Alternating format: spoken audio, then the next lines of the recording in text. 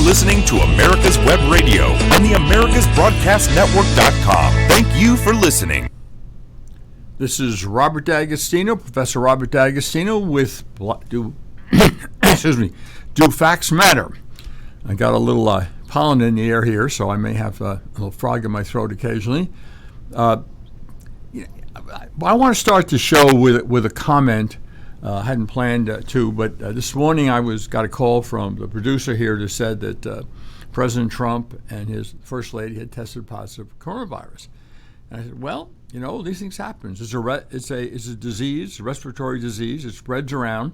I've said that from the very beginning, that it's very hard to control respiratory diseases, and those who are most vulnerable should be protected. Now, I agree that the president is in a vulnerable group, but let me read you something that I picked up this morning.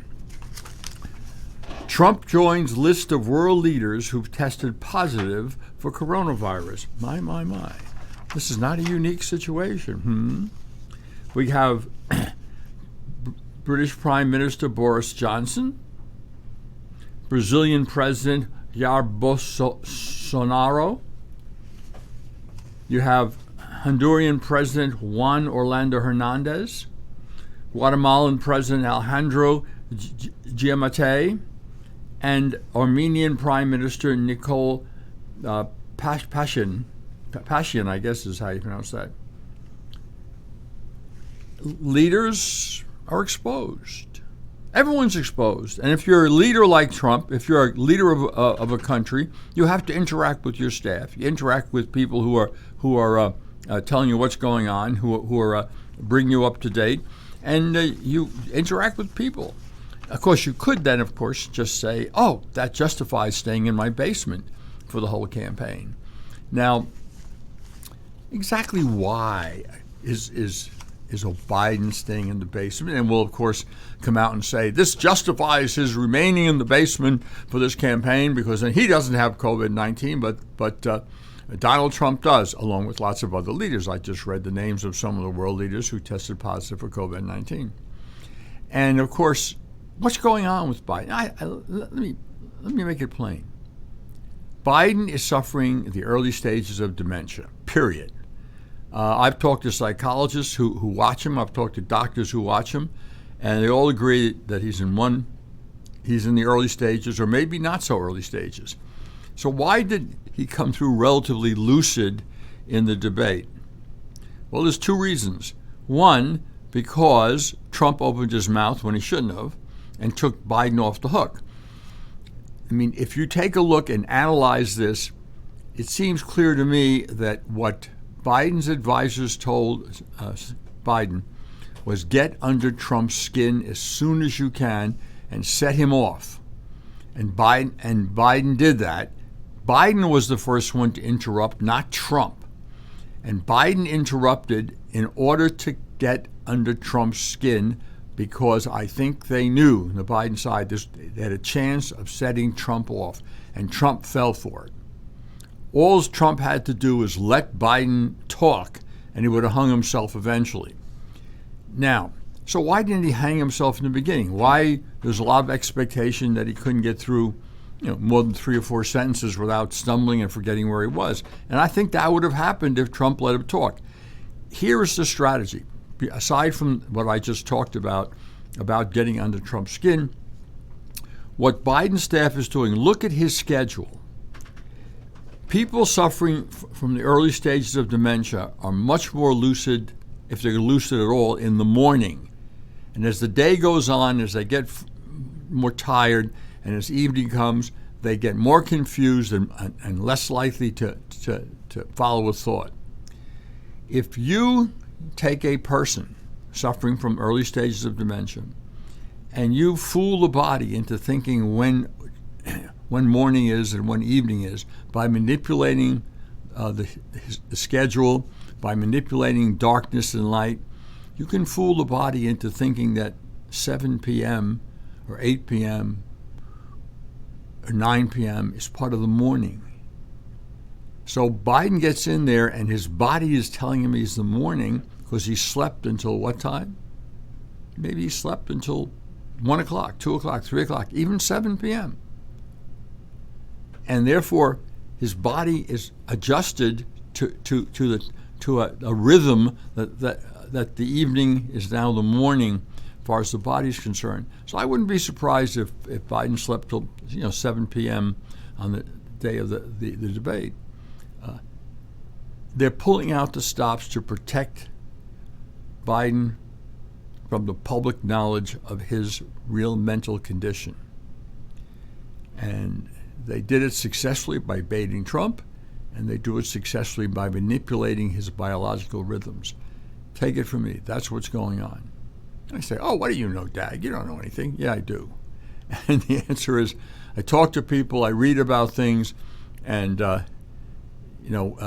years ago when I was a social worker, yes, I was once a social worker, in my younger days, some of the kiddies, I guess I look back and say kiddies now, but some of the teenagers I dealt with, and I dealt with quite a few as a social worker in DeKalb County, Georgia, and later on as a outward bound counselor for so-called delinquents. And one of them once said, hey, don't ask Mr. D'Agostino a question, because he'll know the answer, which is good. Then he'll explain the answer. And so, I mean, he's really a, quote, encyclopedia of thought, encyclopedia of knowledge. And I'm not saying that I am. I don't know much about professional football or basketball, but other topics I'm pretty good at. But that comes from reading. I wish my students did more reading than they do. And now with the internet, there's knowledge available. I mean, where did I find out where all these leaders tested positive for COVID? I just went to the internet this morning and plugged in world leaders who test positive for COVID, and up pops this article on the internet. Trump's survival chances are over 99%. If, as according to Johns Hopkins doctor, an infectious disease doctor, if Trump does nothing, even at his advanced age, his chances of survival, he doesn't have an underlying morbidity, his chances of survival is 99%. Pretty close. Chances of survival of someone under 19, 99.997%. 0.003% fatality rate. And those who die are, of course, have some underlying comorbidity. And for young folks, is that active morbidity in that if you're suffering from heart disease, even though, well, say you had a problem 10 years ago, but now you're fine, does that still count, or is that saying that? Well, I get I guess it's called Lifeline emails, and I had a heart attack in 2015. So the question is, are there persistent danger signals for another heart attack? And apparently some yes and some no. I went back on my bicycle after my heart attack, and within a few months I was not up to where I had been before, but within a year I was, and I could, and I was a fast bike rider despite my age. And the only thing that stopped me from riding my bike is getting run over by a car. But if I hadn't gotten run over by a car, I'd still be riding my bike. But unfortunately, the injury was severe, and it did impair my balance. I don't obviously look like I've been injured, but I know from my balance that the injury took its toll. Not to mention occasional, pain, but it's very occasional. So I think it depends on whether you have persistent. Your arteries reclogged, things of that sort. Is your heart, my heart is essentially normal now. I had a cardiologist test me about a month ago. I went through the test and things seem to be fine. I think you have to have an ongoing problem. And of course, if you have an ongoing problem, heart problem, you're more vulnerable. But more vulnerable doesn't mean you're going to die. It means maybe 5%, 6%, 7%. If you have a comorbidity and are over 70, that goes up somewhat. Look at how many people Cuomo censor their death by ordering nursing homes to take COVID patients back. And if you look at the New York Post expose, a lot of that was done under pressure from the Hospital Association, Insurance Association, which are big contributors to Mario Cuomo, and they wanted to reduce their insurance liability. And so they wanted those people out of the hospitals into the nursing homes, where there'd be a lot more state money involved. So, one of the things, and again, I wasn't going to talk about this, but they talk about 204. A few days ago, they were talking about 204 deaths, U.S. deaths from COVID. Yes, that's true. And if you take the fatality rate, it comes close to 3%, which is a good deal higher than typically the flu. However, if you take a look at two states, New York and New Jersey, run by Democrats, and their policy about forcing nursing homes to take back COVID patients, you know how many deaths were in those two states alone? 48,000 out of the 204 deaths. 48,000. A lot of nursing home deaths in that.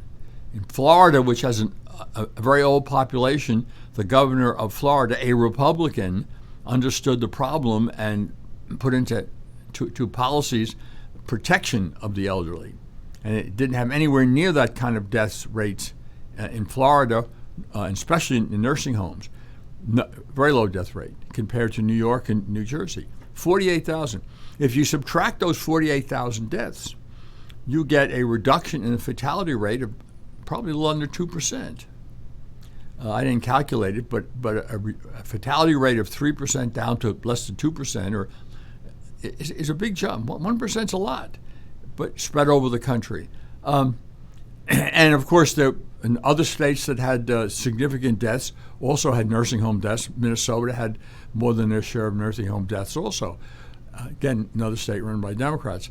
But one could be very crude and say, well, the hospital group and insurance group in New York got what they wanted, a reduction in their liability for payment of hospital bills by Cuomo, I say kowtowing to their pressure and putting people in nursing homes.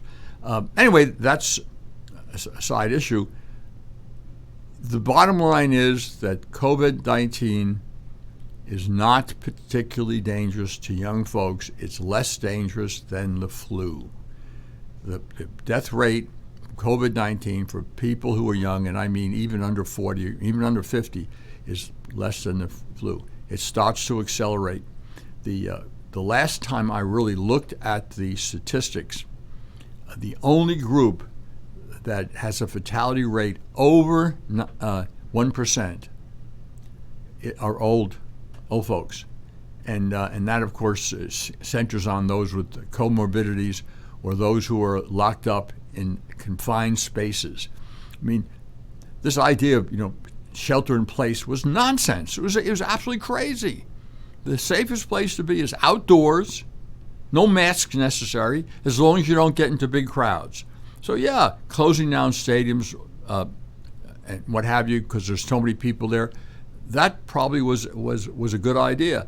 But this idea that you can't go outside without a mask is nuts. Being outside is people get a jog. I see people jogging by and riding bicycles with masks on. Are they out of their minds? I mean, that probably limits it may, depending on the study you look at, it may or may not limit the intake of oxygen, but it certainly builds up the possibility that bacteria will grow in the mask and you'll catch something else other than COVID-19. It's nuts.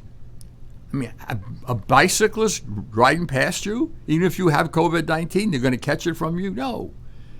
COVID-19 has to do with dosage and the time that you're exposed to it.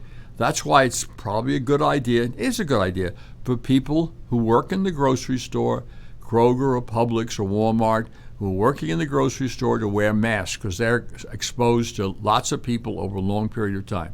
If you go in grocery shopping and are in and out, the mask really probably does no good unless you have COVID-19 or try to protect other people. I mean, it's a good idea to wear it. It's a matter of courtesy. It's a matter of, the risk may be 1 in a million to catch it or transmit it if you go in and out really fast. So, but it's okay. So obviously we go grocery shopping and we wear masks, my wife and I. We go to a restaurant. We have one of our favorite restaurants here in town in Sandy Springs, a barbecue joint. They have a wall that opens up to the outside. So even though you seem to be sitting inside, you're really sitting outside. There's a breeze coming through. There's plenty of ventilation. And we always sit in that section because it's like sitting outside without having to sit in the rain or being totally exposed to the elements. I think a lot of people have done that with restaurants. We have a Thai restaurant we go to also in Sandy Springs, and they have an outside area where they direct their customers to. And so our two favorite Sandy Springs restaurants both have what amounts to outside seating. And so I say, go to a restaurant, outside seating, have fun. All right, now, with that, we're planning something else for today's discussion. And I'm going to tie things up. Ideas have consequences. And I'm going to start with Woodrow Wilson. And this is all tied up to what's going on today. It may take me a while to get there. You may have to follow my argument. But I'm going to follow the argument from Woodrow Wilson to the current progressive movement, which of course for a lot of people is a religion now that Christianity is on the decline, and the cultural elites and young folks are no longer committed to a Christian as a religion, or even Judaism for that matter. Instead, people need a religion, and the religion is progressivism. And we'll get to that point and see how we got there. And it's an evil combination of progressivism, Marxism, and Leninism, with Saul Alinsky having the birth sum of what's going on. Anyway, let's go back to Woodrow Wilson, because I think we have a lot of stuff going on about Ruth Bader Ginsburg. Absolutely, I agree that she was a brilliant legal mind. Number two, she was very influential. And number three, she did a lot of damage to this country because she was a continuation of the progressive agenda to subvert the Constitution. So for good or bad, there's an argument, and Woodrow Wilson made it, about it's a good idea to subvert the Constitution, that the Constitution has outlived its usefulness, and certainly Ruth Bader Ginsburg, if you analyze her opinions, majority, dissent opinion, there's no question that she had no real use for the Constitution, or most of the Constitution. And remember, and when I get to that point, the Constitution was originally a procedural document. Then they added the 10 amendments. The First Amendment was clearly substantive, but beyond that, I'm not sure that there was any intent to make the 14th Amendment substantive. It was to make process in the states for everyone equal as the states classified them. Just because you were black, you couldn't be classified separately from being a white. But we'll get to the constitutional issues again later on. But I'm going to start with Woodrow Wilson again. I'm going to go back to Woodrow Wilson because this is where the really, in a real sense, where the progressive movement got kicked off on the highest levels in this country. And remember, the progressive movement was about a couple of things. One, of course, eugenics. Progressive movement completely embraced the issue of eugenics and believed in eugenics and believed in sterilization of, quote, inferior people, and like Planned Parenthood pushed abortion big time in certain neighborhoods, particularly black neighborhoods. But there's a whole bunch of things we'll talk about what progressives really. By the way, eugenics is still a part of the progressive, well disguised, of course, but still part of the progressive agenda. Anyway, Here's a quote from Woodrow Wilson, and he was, of course, a professor and the president of Princeton University, and then president, and he also a well-known racist, but he had tremendous influence on the way government was perceived and the way government went. And this is a direct quote, that one of the things he was determined to do, this is a quote, is make the U.S. safe for the modern administrative state. Listen to that, the implications of that statement. Make U.S. safe for the modern administrative state. So the progressive era agenda was to alter the then prevailing understanding of the Constitution, or the Constitution's limits and dictates. And the goal here, of course, if you read what Woodrow Wilson said and other progressives said, was the modern government was to make modern government make modern government an administrative government, and it should be controlled and guided by administrative agency experts. That was ruled by the experts. Constitutional separation of powers? No. That was in the way of rule by the experts. Really democratic decision-making? No, not truly. And we'll go into that again later on, because you get nothing but the left. Oh, Trump's a threat to democracy, democracy. No, they don't believe in democracy. They don't believe in people making decisions. They believe in the experts making decisions, the administrators, the bureaucrats. And one of the reasons they are so anti-Trump is, guess what? Trump really thinks people are sovereign and should make decisions. And I'll give you a simple example of how the left has no use for really democratic decision-making. Insofar as they can manipulate the decisions, it's fine. But insofar as they actually want people to make decisions for themselves, absolutely not. Much rather have the administrative experts or the courts make those decisions. And a good example is zoning. Under a rule promulgated and reversed by the Trump administration, zoning would become a federal responsibility. Yes, local zoning will become a federal responsibility. So local communities which control zoning would no longer be able to control zoning if there any federal money went into that area whatsoever. And so it would be the experts would decide whether you're going to have single-family homes, high-rises, low-income housing, whatever the federal bureaucrats thought was appropriate for your area would be imposed from Washington. So zoning would be nationalized. Now, zoning is one of the most important local issues. It's one of the most important areas where people in the local community get involved in. Sandy Springs now has some dispute about enough's enough with development.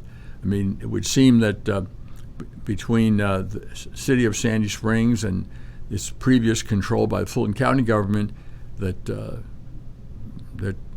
want to turn Sandy Springs, Georgia, into a parking lot. And there are certain times of the day when it's almost like a parking lot. And there's a lot of pushback now. Enough development, enough new apartments, enough new houses. And by the way, this development, which of course increased the tax base big time, has also pushed up the price of housing quite substantially. So in would come the federal government and say, oh, the housing prices are too high. No more single-family homes allowed. We're going to make high-rise, low-income housing so that people, and there's a good amount of low-income housing, by the way, in Sandy Springs, apartment complexes, garden apartments, and so it's not as if there aren't any. But the government, the federal government, could come in and say, no, you have to, no more single-family homes, no more expensive high-rises where this is not Sandy Springs, but Dunwoody, they have a new high-rise going up where the prices for the condominiums in this new high-rise start at $1.7 million. That's starting. And, I won't be moving in there. I just got a notice that gentleman I've known for years and years that everybody knew at one time or the other, from Lubbock, Texas, Mac Davis died. Oh. And I hadn't heard that. And he died Tuesday, as a matter of fact. So it was 3 days ago. But Mac and his father used to come in my father's store. And I knew him well before he was anybody. But, what kind of store was that, David? Well, my dad had a construction store, paint, lumber. It was a lumber yard, but it was also paint, and it was just general construction. And his dad was a painter and bought paint from my dad. And Mac would come in. I remember him when he was in high school before, he ever really, he had done something, but it had never been noticed yet. But then he skyrocketed to the top, and you remember Lubbock in My Rearview Mirror and a number of other songs that he wrote. He wrote a lot for Elvis Presley, as a matter of fact.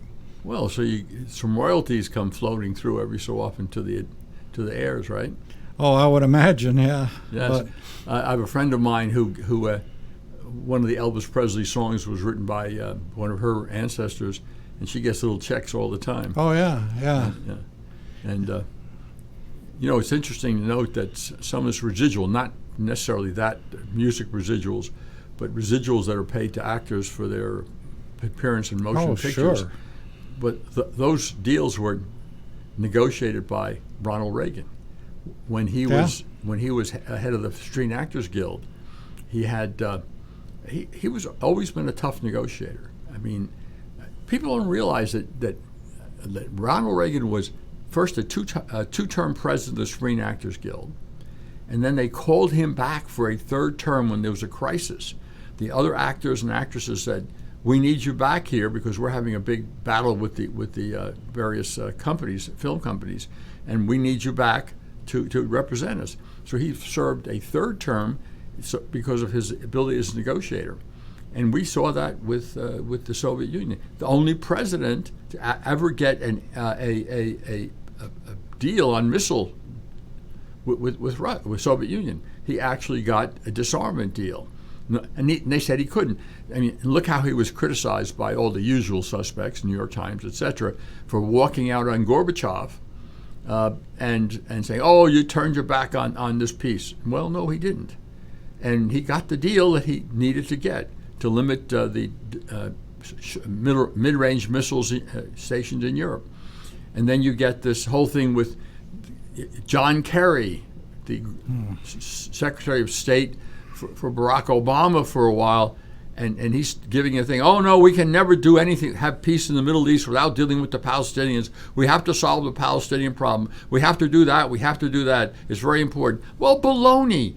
The Arab states, the Sunni states, they're making deals like crazy with the United States and Israel. And why? Because it's in their interest to make those deals. Helping the Palestinians is not in their interest. Oh, they'd like to do it if they could in a certain way. Of course, they like to use the Palestinians for political purposes.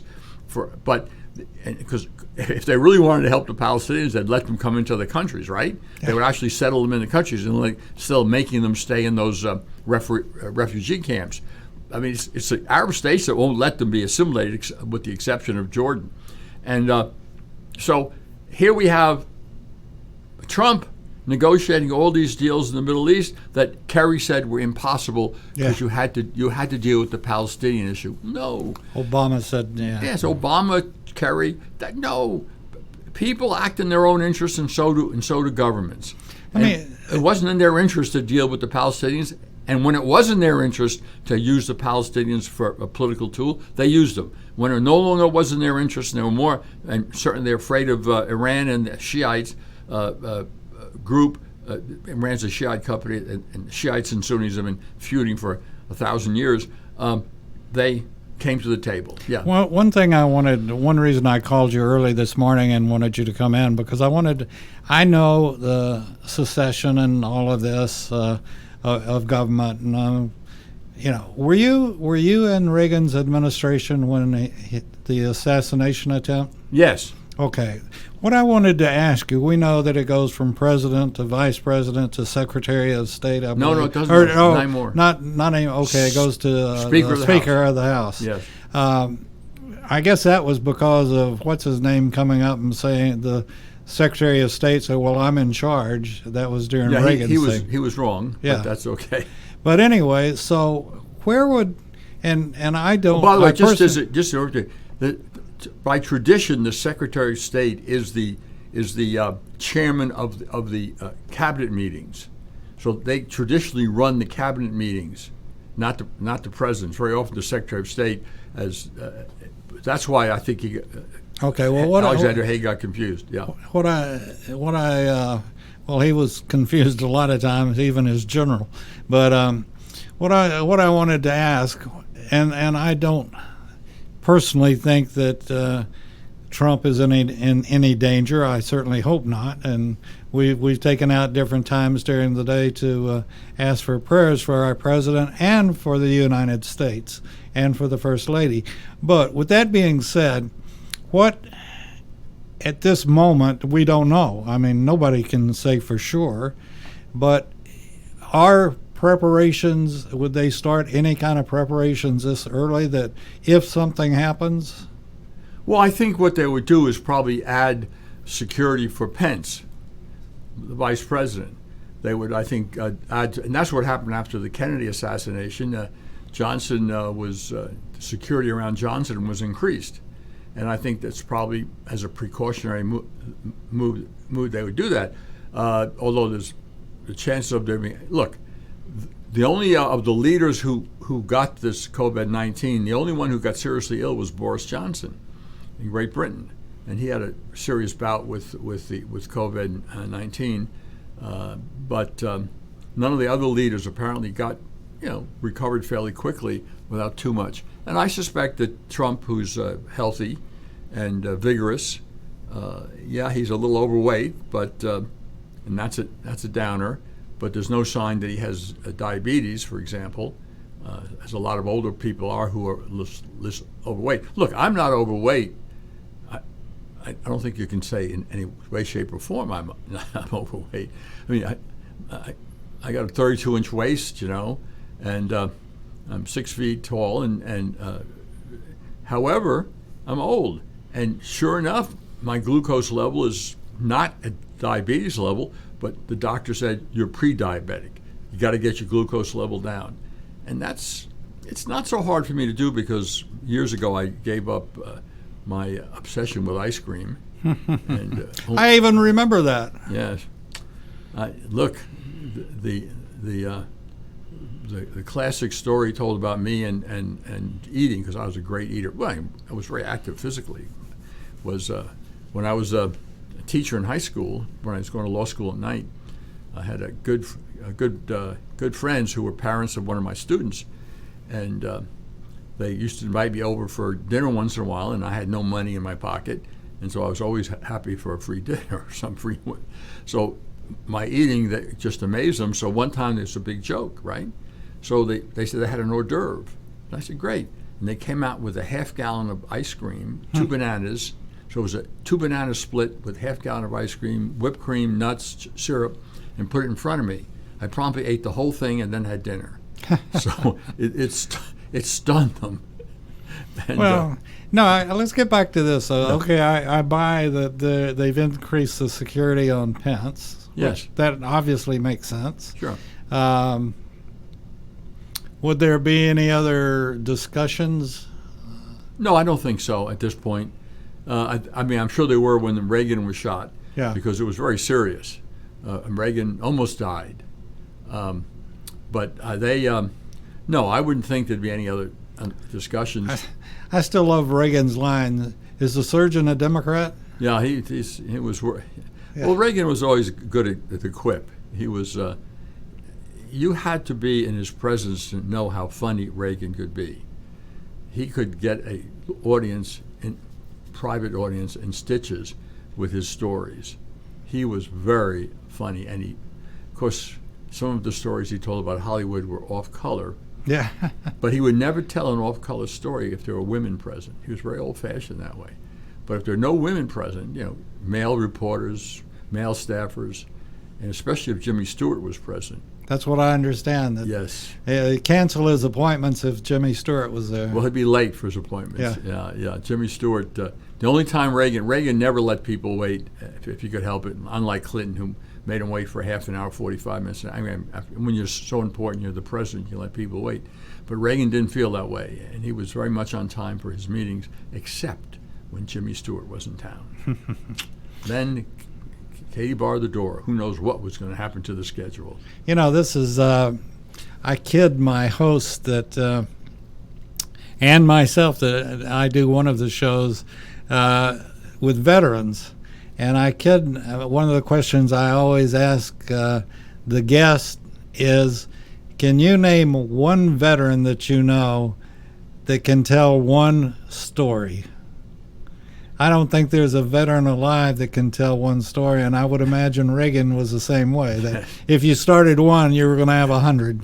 Yeah, he was very good at that. And the other thing about Reagan was when he walked into a room, he lit the room up. The entire atmosphere in the room would just be just as he walked in, the positive energy was incredible. And I was at two very private meetings. One was a key meeting after he was elected president, where I was one of the key people. There was about 75 of us. I was key because I did some advance work for him during the election in 1980, and I raised money.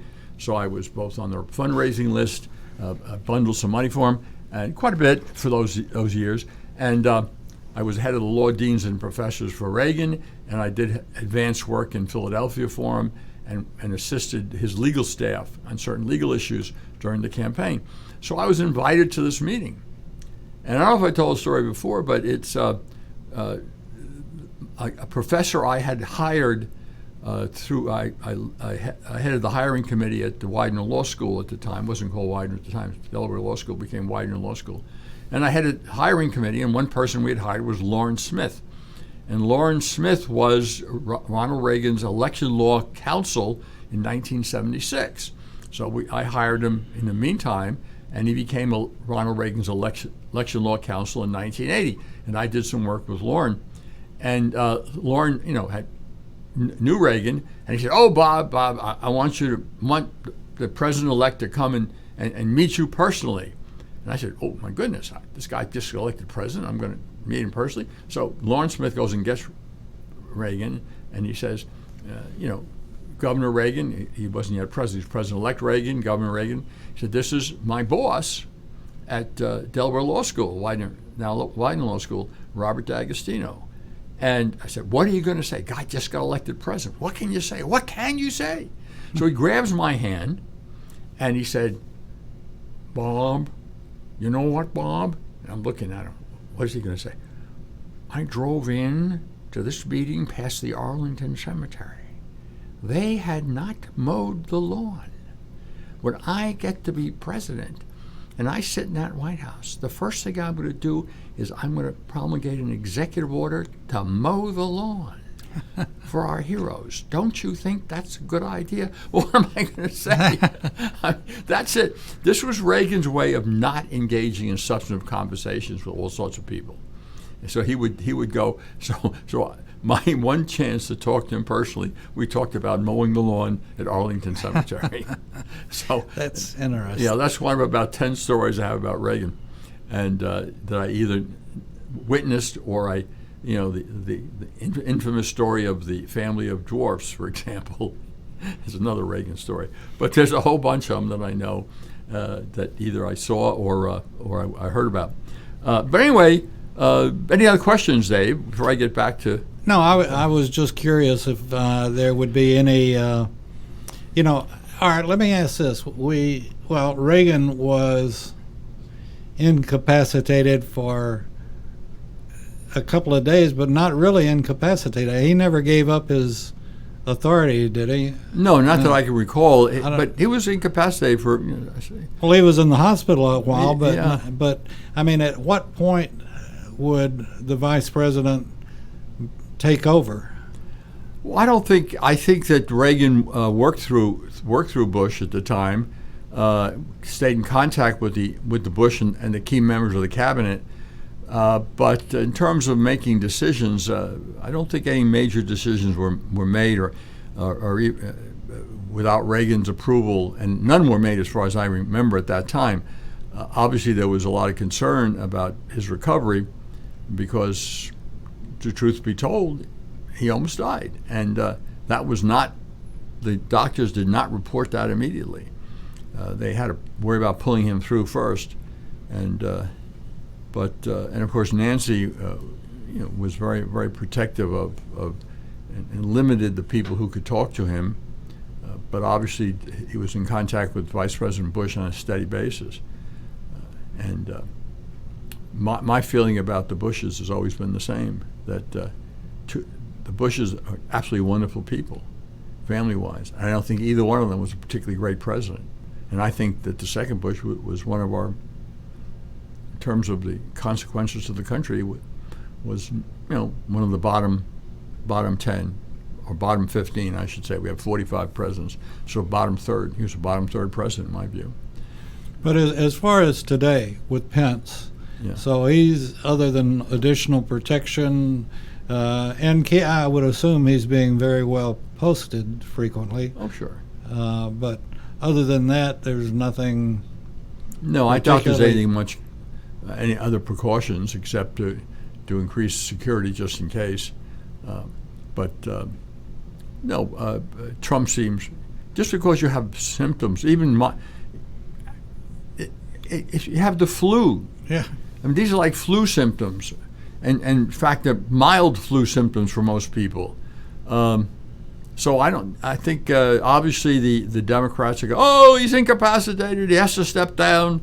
I mean, all sorts of nonsense from the Democrats. But the Democrats will do anything to seize power. And nothing. And that's why I started with Woodrow Wilson, because I want to trace it from Woodrow Wilson to the current Democrats. And there's nothing that they won't do to get power. And because the progressive movement goes from the progressives, goes to Marx, it goes to Lenin, it goes to Saul Alinsky, and it's tied in with the Democrat Party today and Black Lives Matter and all that stuff. And we have, and I've said this before, this chaos we have is being encouraged by the Democrats. It's pre-revolutionary chaos, and if those of you are interested in history, you may want to take a look at what was going on in Russia starting in 1905, and the chaos, the terrorism, the attack on innocent folks, the attack on the constituted authority. All this was a prelude to the ouster of the Tsar and the revolution led eventually by Lenin in 1917. So this chaos is a planned chaos. And if you think these riots are just happen, no sir. You got organized Antifa, which are well-paid organizers. Black Lives Matter. That admit to being Marxist? Well, Black Lives Matter. Yeah. Antifa is a little bit revolutionary, but Black Lives Matter say they're openly Marxist. And they've said it no uncertain terms. They openly want to overthrow the country. They've said it. And so all these corporations who are giving money to Black Lives Matter, and they're being funded by the corporations, the major corporations. Antifa gets funded by some of the foundations, directly or indirectly: Ford Foundation, Rockefeller Foundation, George Soros foundations, Open Society foundations. All the Open Society foundations are George Soros controlled foundations, and they all are funding Black Lives Matter. Antifa, directly or indirectly, and mostly the corporations are funding the Black Lives Matter organization. You say, why would these corporations do such a stupid thing? What are they doing? They're funding they don't. This is a ruler revolutionary alliance. They expect to continue ruling. We did a study of the billionaires in this country, the ultra rich. Virtually all of them are Democrats. Virtually all of them are involved in services or technology. And virtually all of them, want access to the Chinese market, and Trump interferes with both cheap labor because of his immigration policies and because he's insisting on manufacturing come back to this country at the higher wages paid to American workers, and because they want access to the Chinese market, and Trump's interfering with that. They don't give a darn about whether China becomes the number one world power. They can take over Asia. They don't care. These corporations, they're looking at their bottom line, dollars. And as far as I'm concerned, they're un-American, they're treasonous, and probably should be put up against a wall. Well, they're executives. Well, yeah. I mean, the answer is, in a sense, they are treasonous because they're certainly putting the bottom line for the corporations, hence Chinese interests above American interests. There's no question about it. You know, what I don't understand, how could anybody in their right mind want communism and want to destroy the greatest country in the world, that if it wasn't the greatest country in the world, they wouldn't have their damn positions to begin with? Well, they don't really see it that way because they see it, they're globalists. Then they consider themselves citizens of the world. So they're looking at the world as and say, well, we need world government. We need to have access to all the markets, and we need to have access to cheap labor, and Trump is interfering with that. And therefore, he's interfering with ultimately our bottom line. And Facebook, all of them, Google, the National Basketball Association might as well be run by the communist Chinese government. I mean, they make so much money in communist China that whatever the Chinese government says, that's what they do. And we see that in motion pictures. Hollywood is cutting out stuff that could even be construed as criticism of the Chinese Communist government in order to have their motion pictures. Look what happened to the National Basketball Association when one general manager of one of the basketball teams said, I sympathize with Hong Kong demonstrators. That team was blacked out, and millions of dollars in revenue was threatened. And so the National Basketball Association kowtowed to China. It's money. Money makes the world go round. Remember Cabaret? Money makes the world go round. Yeah. I understand, and I'm not I'm not the brightest bulb in the box by any stretch, but I understand what you're saying. I also understand what I was taught in school about socialism and communism, which isn't being taught today by any stretch. And I just, for the life of me, other than education and our Antifa and the kids that are supporting any of that, have not been taught. And Bill Bennett was fantastic today on Fox and Friends. He came out and said, and I've been saying this, and then he came out and said almost the same thing, is that we fought the pandemic, but in many ways it's the best thing that's happened to us, in that parents have been forced to see what their kids are being taught in schools, and they're not being taught anything. They're not being taught what socialism is. They're not being taught what communism is. They're not being taught history. When you give 3 pages to World War II and basically 1 page to World War I, that's ludicrous. And well, it is ludicrous. I mean, World War I is marked the beginning of the end of Western civilization. It's the most significant event of the 20th century, not World War II, World War I. No World War I, no World War II. And you're wrong. They are being taught in schools. Yeah, socialism. And they're being taught. Black Lives Matter type materials are being adopted all over the country, and they're being taught critical race theory. They're being taught that the United States is a racist, hopelessly racist country. And I don't want to get into it now, but I will get into it in a future course. I maintain that there is systemic racism in this country, and it comes from the left. Yeah. And I will Who demonstrate started the that. KKK? I am writing an article, well footnoted article. I'm a little bit behind schedule because my duties at the law school have become quite extensive this semester due to this online teaching. I have Zoom classes, and I have a couple of classes that are tremendously burdensome and actually make me work. Most professors don't work all that hard, but you can work hard if you do research, and you work with your students. And I've been working with students in the seminar very closely. But in any case, I will, once I finish that article, it may take me a few more weeks. I'm sure it'll take me at least a few more weeks because I got so much else to do. We'll talk about it. But of course, and by the way, and the systemic racism is exhibited through the Democratic Party.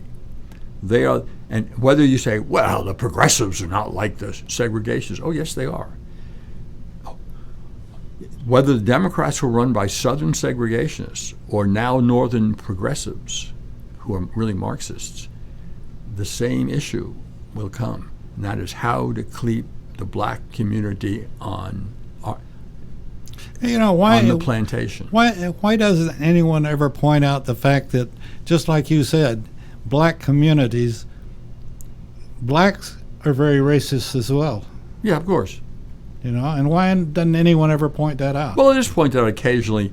There are Pew, PEW. Pew does a lot of surveys, a lot of polling, and if you almost on any issue, you put down, racism in the communities, attitude toward blacks towards whites, whites towards blacks, whites towards Jews, Jews towards blacks, Jews towards Christians. And over the years, Pew has done a lot of interesting stuff. So my listeners, look up Pew and any topic you want. And there's a chance that Pew has some sort of a survey on that particular topic. They're really good place to go for information and for information about how people think, including worldwide. They do surveys worldwide. You get, what do people in Israel think of the United States? What do the Arab countries think of the United States? What do Germans think of the United States? And so you'll find that Germans really liked Obama, don't like Trump. But it's, and I think that was done by Pew. There's a few other people in the field, but Pew is very good. But let's talk a little bit about where we are. The whole theory, and this is of course part of the progressive movement, is that government is a living thing, and so government has to meet the needs of a living organism as time goes on, and the needs, of course, are those that are defined by the progressive movement. Now, the progressive movement is essentially a utopian movement. And it grows out of the same idea that before the French Revolution and after in certain places, you had this idea, this Christian heresy about heaven on earth. Well, you drop the Christianity part and make it secular, and you have the French Revolution. So all of these progressive movements and current modern secular progressive movements really started with the French Revolution. Now, I know some of the historians out there may say it really started with the Protestant Revolution and the Protestant split from the Catholic Church. And ideas have consequences, and you can trace things back as far as you want, but really we don't have to go further back than the French Revolution to establish a secular utopia. That's what they were. And every secular utopia, every utopian thought attracts young folks, to answer what David, the producer, just asked about. Young folks are always a sucker. They're the suckers for utopian schemes. They want to be part of something important. They want to be. They look around and they see the injustice and hypocrisy, and they decide that can be changed if they could just get a new system. So you always have young folks who are used by the real rulers to intimidate and sometimes kill, and certainly imprison, the ordinary people. Whether it's the French Revolution, whether it's the brown shirts in the 1930s before Hitler, whether it's the Pol Pot in Cambodia using 14-year-olds to kill his fellow Cambodians, whether it's Mao Zedong in the Cultural Revolution, whether it's Castro in Cuba, all of these utopian movements always relied upon young folks to do their dirty work. And that's happening now. Look who's out there rioting for Antifa and Black Lives Matter. And you look at them, you say, well, all those white kids are out there too. Yeah, of course. They're pampered white kids from the suburbs. that parents give them a Lexus to drive, and they drive into there to join the riots. And it's not just rioting for fun and profit, as Edward Banfield pointed out, the great sociologist, 1970 book, I mentioned it before, Unheavenly City, chapter called Rioting for Fun and Profit. So this rioting for fun and profit has become a tool used by the real rulers, the real manipulators, to create chaos as a prelude to the Marxist takeover of the country. And you say, well, why are these corporations funding this Marxist takeover of the country? Well, because they don't think this is going to affect them. They think we'll go back to the progressive movement of Woodrow Wilson. They are the experts knowing how to make all your decisions. So it's a government by experts. Big business, big unions, big government, representatives get together and make decisions for the whole country. That's what Woodrow Wilson wanted, and Franklin Roosevelt tried that. National Recovery Administration, which was struck down by the courts, deciding what was and was not fair prices. A tailor who charged less money for pressing pants than the other tailors was brought up as a violation of regulations promulgated under the Roosevelt administration. We only have a couple of minutes. Will Barrett be confirmed? I'm not sure. A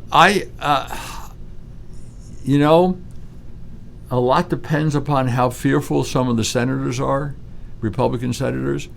Remember, if the polls are right, the Republicans are going to lose the Senate.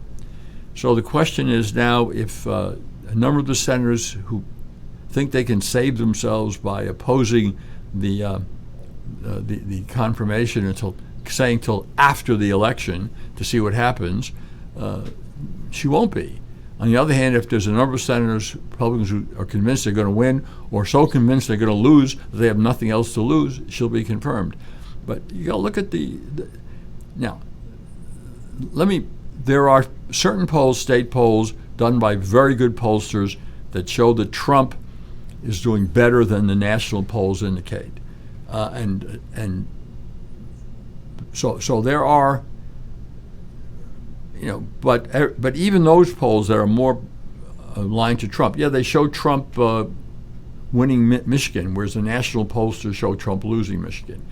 But they don't show Trump winning Wisconsin, and they don't show Trump winning Pennsylvania. But they show things much closer to the national polls. So a lot depends on what the perception is. If the election were held today and the polls were in any way accurate, Trump loses, the Republicans lose the Senate, and the Democrats hold the House. So the Democrats sweep, and that's the end. That's the end. If the Democrats sweep everything, it's the end of free elections. It's over.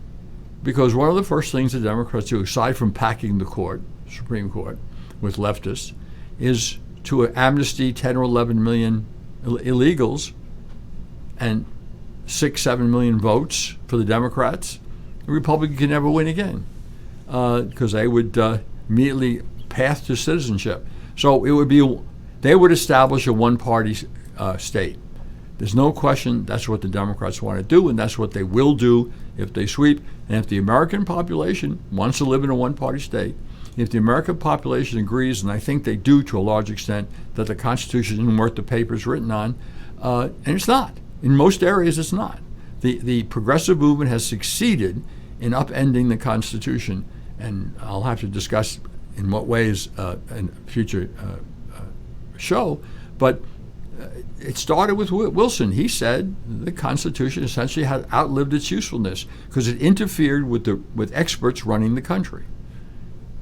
And those experts were the heads of administrative agencies, and also the big corporations believed they'd be part of the ruling group, and they could make sure that they weren't subject to undue competition.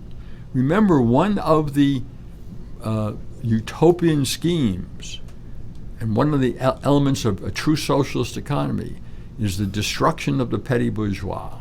Well, I hate to wrap it up, but we got to wrap it up. We're out of time. Thanks for listening, folks. We'll be back next week. Whether cruising the strip in a 57 Chevy or taking the family on a vacation in a '71 Oldsmobile Vista Cruiser.